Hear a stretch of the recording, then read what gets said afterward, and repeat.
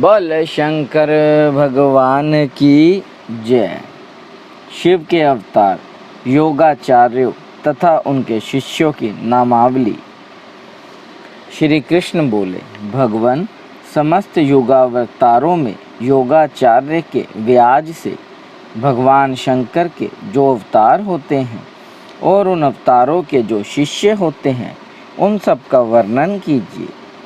उपमन्यु ने कहा, श्वेत, सुतार, मदन, सुहोत्र, कंकलोगाक्षी, महामायावी, जगीशप्य, दधिवहा, ऋषभ, मुनि, उग्र, अत्रि, सुपालक, गौतम, वेदशिरा, मुनि, गौकरण, गुहावासी, शिखंडी, जटामाली, अठाहस, दारुक, नांगुली, महाकाल, शूली, दंडी, मुंडीश, सहिंशु, सोम शर्मा और नकुलेश्वर, ये वाराह कल्प के इस 7वें मनवंतरण में युग कर्म से 28 योगाचार्य प्रकट हुए हैं।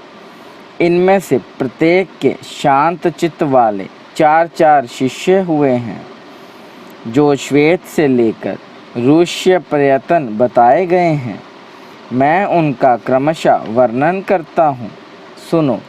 श्वेत, श्वेत शिख, श्वेताश्व, श्वेत लोहित, दुदुम्भी, शतरूप, ऋचिक, केतुमान, विकोश, विकेश, विपाश, पाशासन, सुमुख, दुर्मुख, दुर्गम, दुर्तिक्रम, सनत्य कुमार, सनक, सनंदन, सनातन, सुधामा, विरजा, शंख, अडंज, सारस्वत, मेघ, मेघवह, सुवाहक, कपिल, आसुरी, पंचशिख, वाष्कल, पराशर, गर्ग, भार्गव, अंगीरा, बलबंधु, निरामित्र, केतुश्रृंग, तपोधन, लंबोदर, लंब, लंबात्मा, लंबकेशक, सर्वज्ञ, समबुद्धि, साध्य, सिद्धि,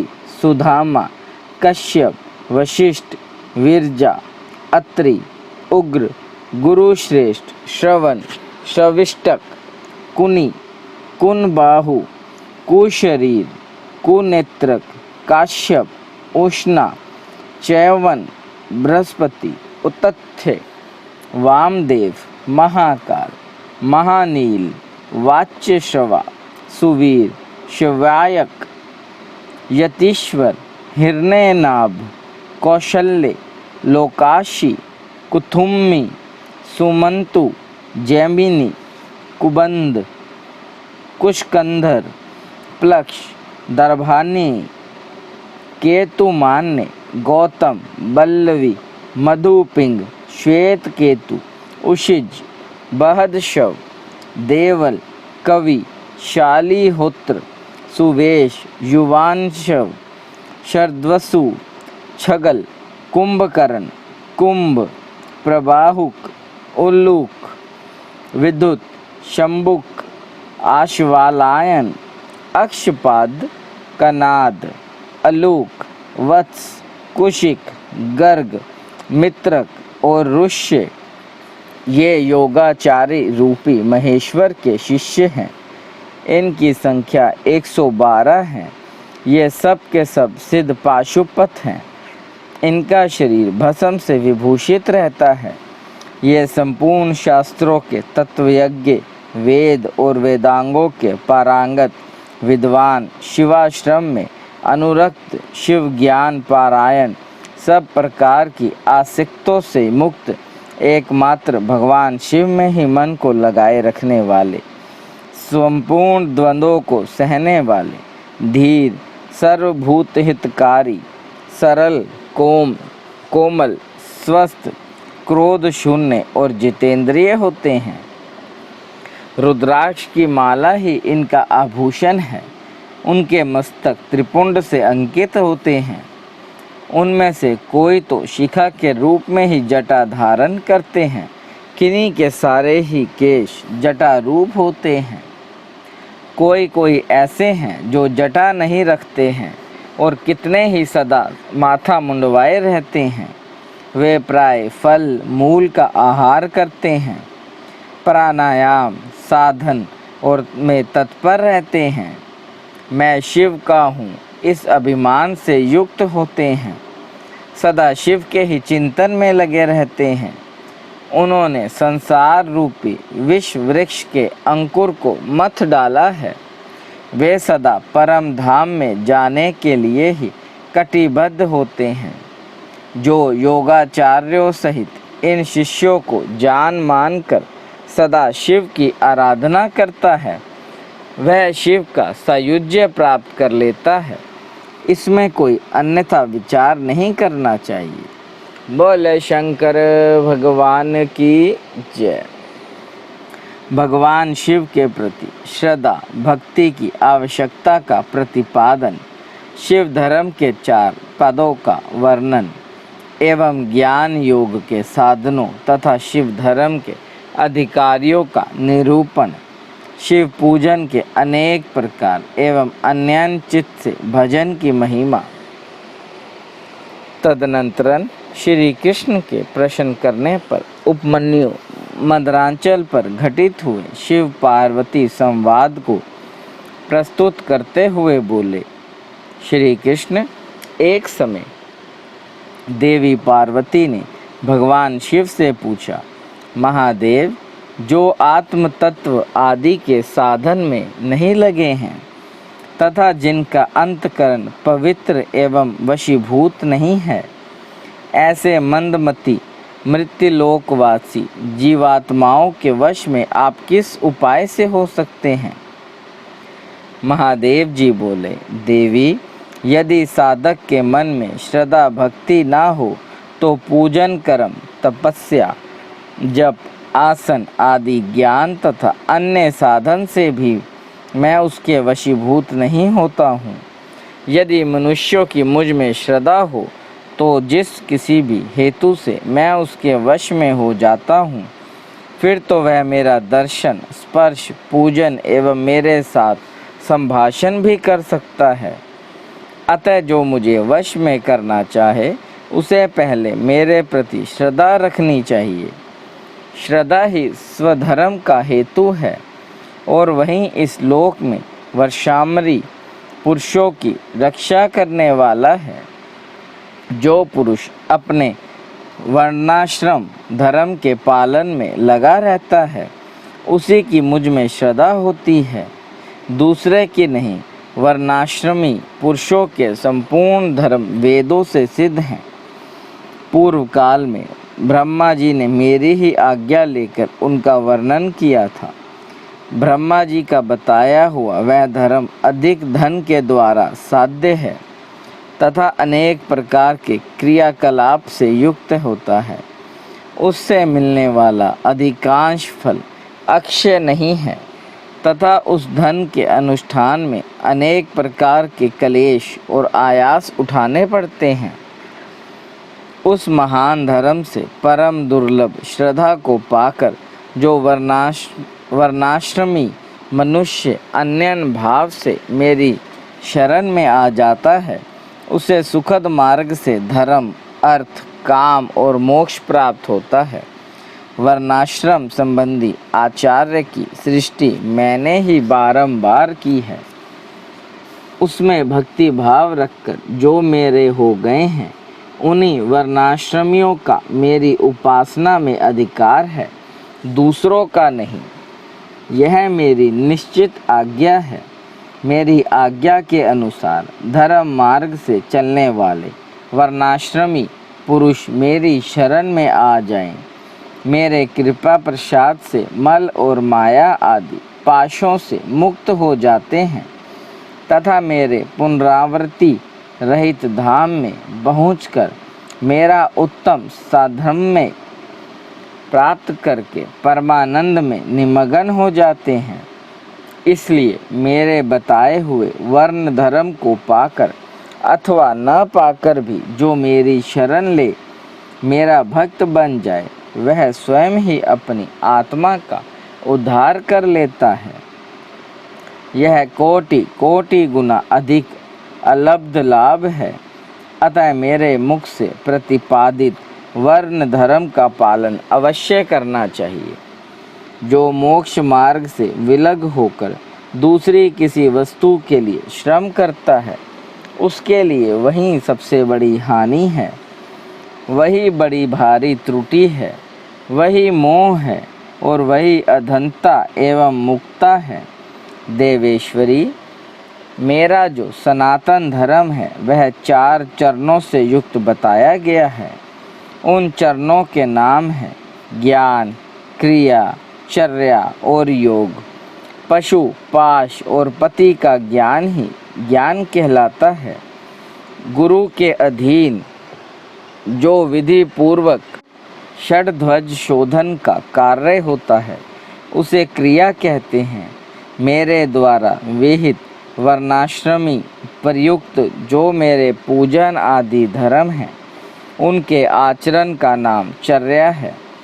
मेरे बताए हुए मार्ग से ही मुझ में सुस्थिर भाव से चित्त लगाने वाले साधक के द्वारा जो अंतकरण की अन्य वृत्तियों का निरोध किया जाता है, उसी को योग कहते हैं।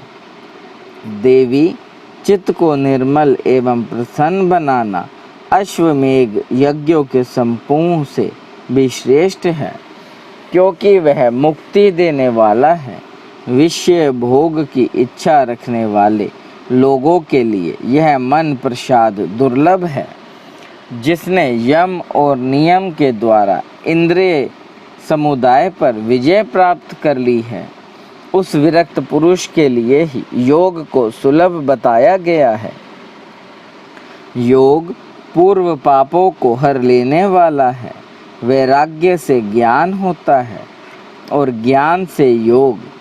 योग्य पुरुष पतित हो तो भी मुक्त हो जाता है, इसमें संशय नहीं है।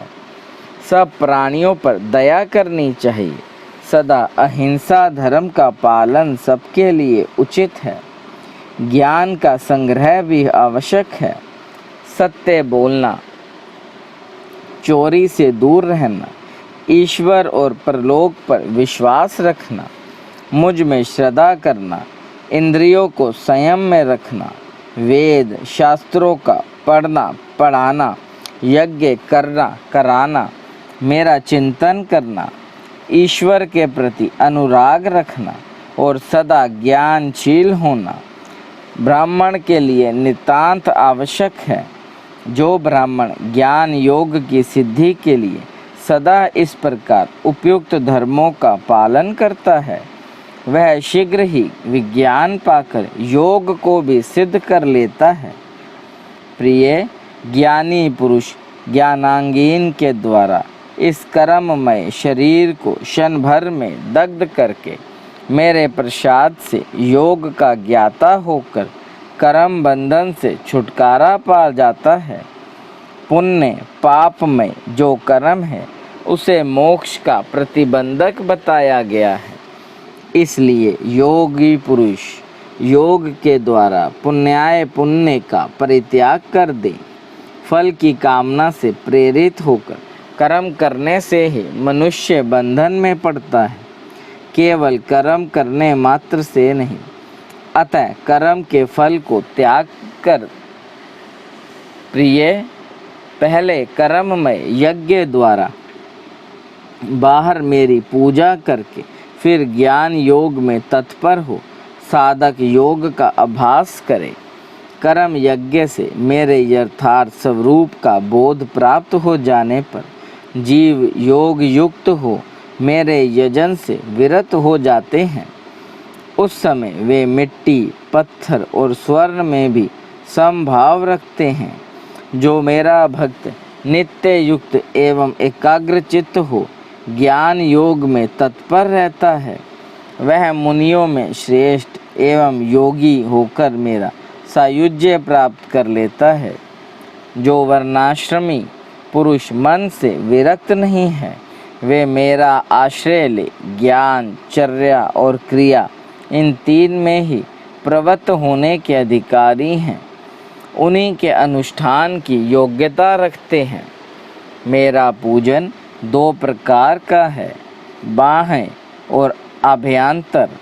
इसी तरह मन, वाणी और शरीर, इन त्रिविध साधनों के भेद से मेरा भजन तीन प्रकार का माना गया है।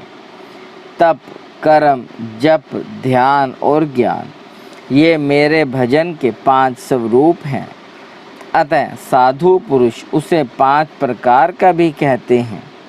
मूर्ति आदि में जो मेरा पूजन आदि होता है, जिसे दूसरे लोग जान लेते हैं, वह बाह्य पूजन या भजन कहा गया है।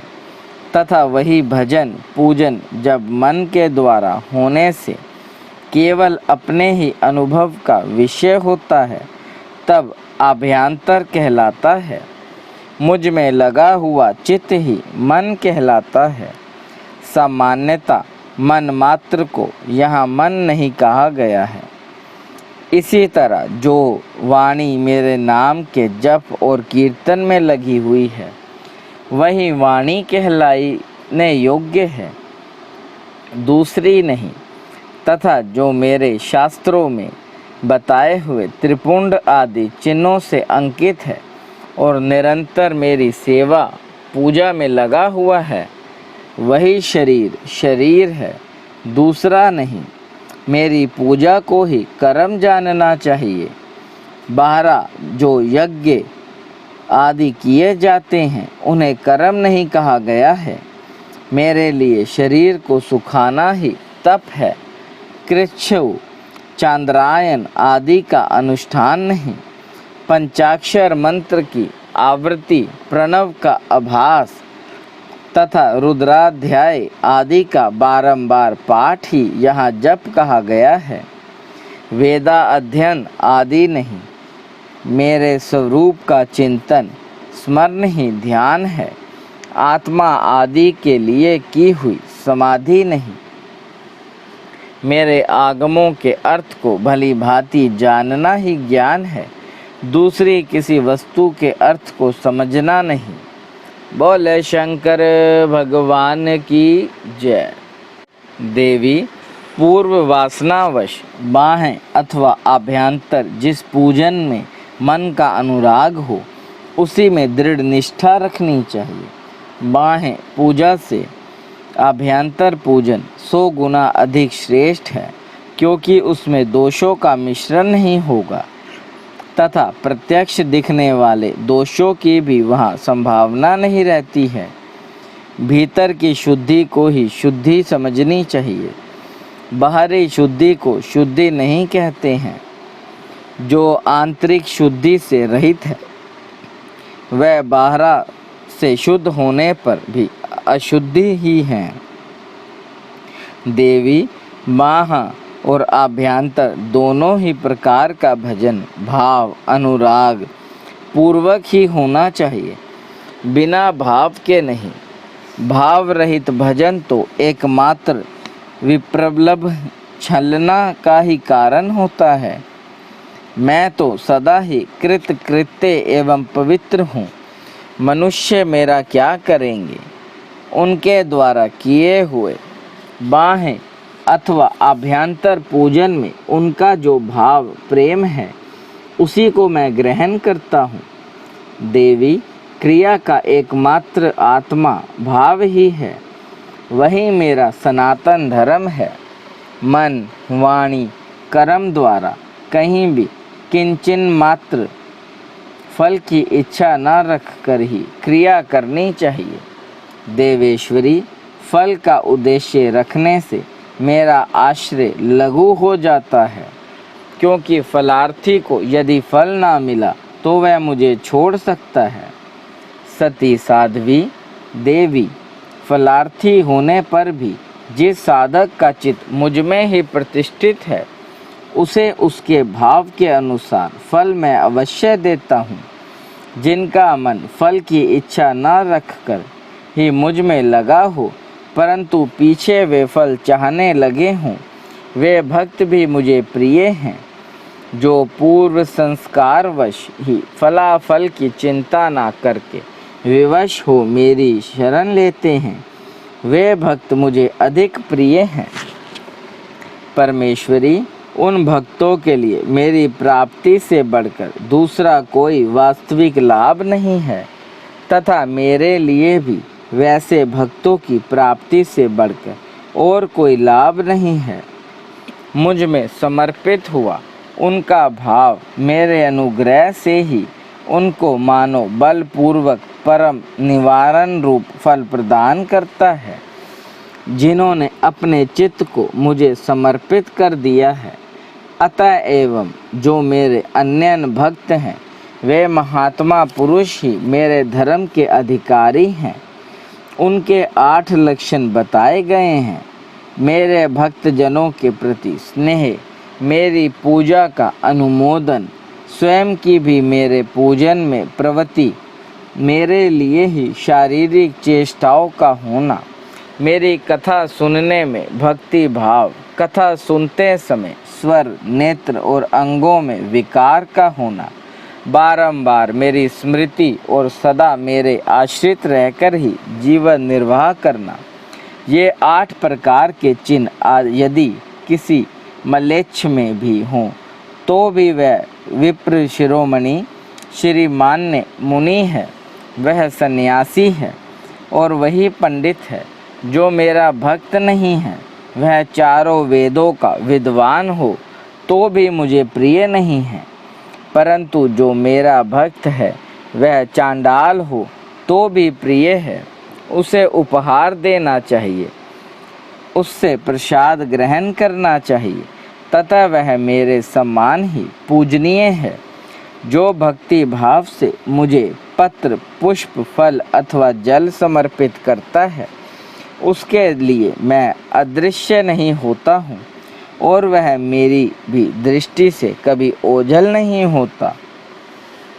बोले शंकर भगवान की जय।